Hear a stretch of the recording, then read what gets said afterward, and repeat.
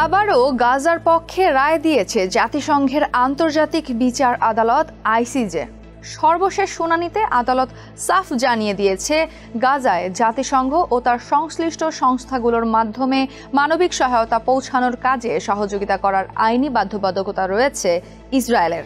আদালত এও বলেছে, গাজার সাধারণ বাসিন্দাদের মৌলিক চাহিদা পূরণের পাশাপাশি সেখানে মানবিক পরিস্থিতির উন্নয়ন নিশ্চিত করাও ইসরায়েলের দায়িত্বের অংশ।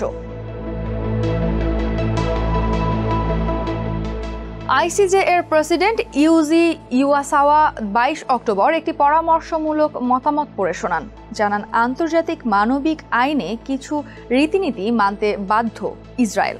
১১ সদস্যের আন্তর্জাতিক বিচারপতির প্যানেল এ বিষয়ে একমত হয়েছেন।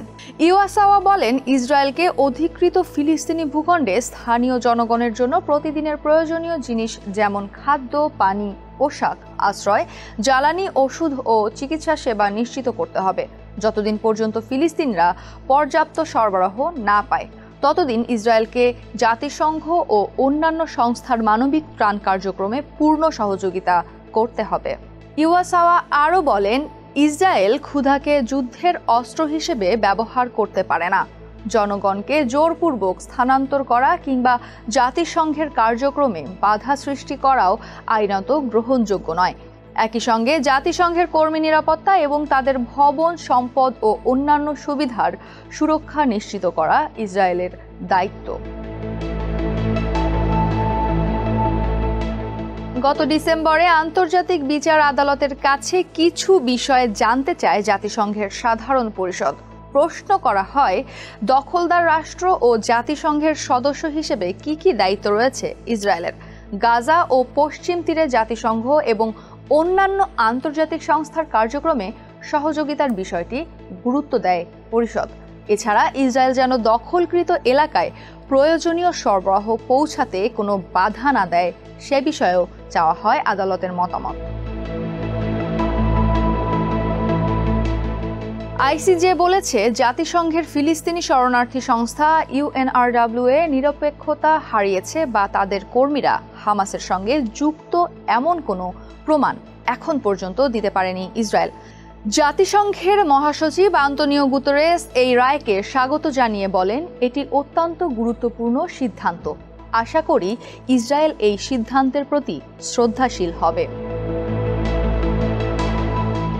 এদিকে আইসিজের রায়কে রাজনৈতিক উল্লেখ করে প্রত্যাখ্যান করেছে ইসরায়েল। সাফ জানিয়ে দিয়েছে, ইউএনআরডব্লিউএ-কে কোনো প্রকার সহযোগিতা করবে না তেল আবিব। তাদের দাবি, আন্তর্জাতিক আইনের সব বাধ্যবাধকতা মেনে চলছে ইসরায়েল। যদিও আইসিজে এর এই মতামত বাধ্যতামূলক নয়, তবু এটি নৈতিক ও কূটনৈতিকভাবে অত্যন্ত গুরুত্বপূর্ণ। ২০২৩ সালের ৭ অক্টোবরের পর থেকে গাজায় ইসরায়েলের অবরোধ আরও কঠোর হয়েছে। খাদ্য, ওষুধ ও ত্রাণ সামগ্রী প্রবেশ কার্যত বন্ধ হয়ে গেছে। প্রায় ২১ লাখ মানুষের এই ঘনবসতিপূর্ণ অঞ্চলটি এখন ভুগছে ভয়াবহ খাদ্য ও ওষুধ সংকটে।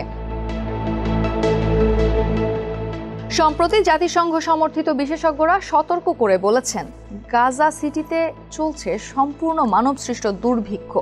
উপত্যকাটির অন্তত ৬.৫ লাখ বাসিন্দা চরম খাদ্য নিরাপত্তাহীনতায় দিন পার করছেন। ইসরায়েল অবশ্য জোর গলায় অস্বীকার করছে এসব অভিযোগ। ইউএনআরডব্লিউএ প্রধান ফিলিপ লাজারিনি এক্স হ্যান্ডেলে লেখেন, সিদ্ধান্তটি স্পষ্ট।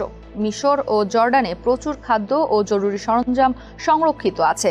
ইউএনআরডব্লিউএ এর সক্ষমতা ও অভিজ্ঞতা দুই রয়েছে, যা ব্যবহার করে গাজায় ত্রাণ কার্যক্রম দ্রুত শুরু করতে পারব।